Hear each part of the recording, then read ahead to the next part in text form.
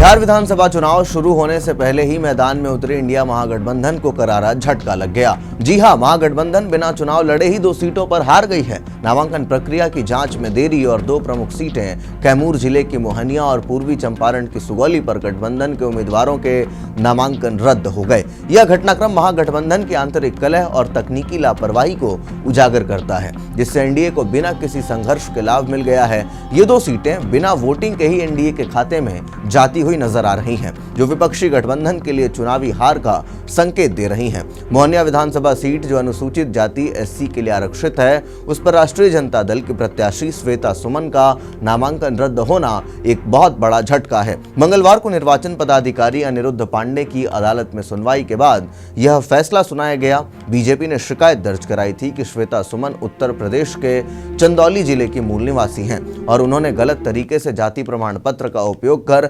आरक्षण का लाभ उठाने की कोशिश की है। जांच में पाया गया कि 2020 के विधानसभा चुनाव में भी श्वेता ने मोहनिया से ही नामांकन दाखिल किया था, लेकिन तब उनका पता यूपी के चंदौली जिले के सकलडीहा विधानसभा क्षेत्र का दर्ज था। आयोग ने इसे निवास प्रमाण पत्र की विसंगति माना और नामांकन अमान्य घोषित कर दिया। नामांकन रद्द होते ही श्वेता सुमन चुनावी पदाधिकारी के कक्ष से बाहर निकलकर फूट फूट कर रो पड़ी। मीडिया से बातचीत में उन्होंने बीजेपी और बिहार सरकार पर राजनीतिक साजिश का आरोप लगाया।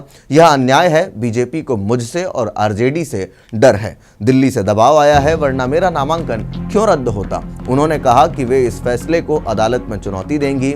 श्वेता ने आगे जोड़ा कि वो 2 दशक से बिहार में रह रही हैं और मोहनिया से उनका गहरा जुड़ाव है, लेकिन आयोग के नियमों के अनुसार आरक्षित सीट पर केवल राज्य की नोटिफाइड अनुसूचित जाति का उम्मीदवार ही चुनाव लड़ सकता है, जो श्वेता पर लागू नहीं हुआ। आरजेडी ने तुरंत क्षतिपूर्ति का प्रयास किया। पार्टी ने मोहनिया से निर्दलीय उम्मीदवार रवि पासवान को समर्थन देने का ऐलान कर दिया। रवि पासवान, जो स्थानीय स्तर पर सक्रिय हैं, अब महागठबंधन के अनौपचारिक चेहरे के रूप में मतदान संभालेंगे।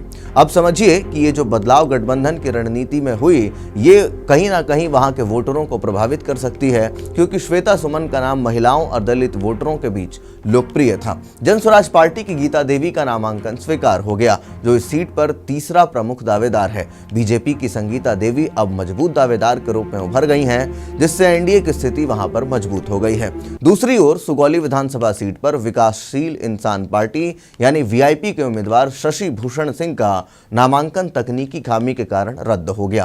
पूर्व विधायक शशि भूषण, जो वर्तमान में आरजेडी से विधायक हैं, उन्होंने वीआईपी के टिकट पर नामांकन दाखिल किया था, लेकिन निर्वाचन नियमों के अनुसार छोटे दलों को 10 प्रस्तावकों के साथ नामांकन जमा करना होता है, जबकि शशि भूषण केवल 1 प्रस्तावक लेकर पहुंचे, जो राजद जैसे बड़े दलों के उम्मीदवारों के लिए वैध होता।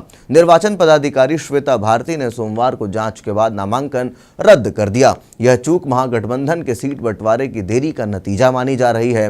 2020 में शशि भूषण ने इस सीट पर 65,267 वोट हासिल कर जीत दर्ज की थी, जो गठबंधन के लिए महत्वपूर्ण थी। नामांकन रद्द होने से वीआईपी प्रमुख मुकेश सैनी को बड़ा धक्का लगा।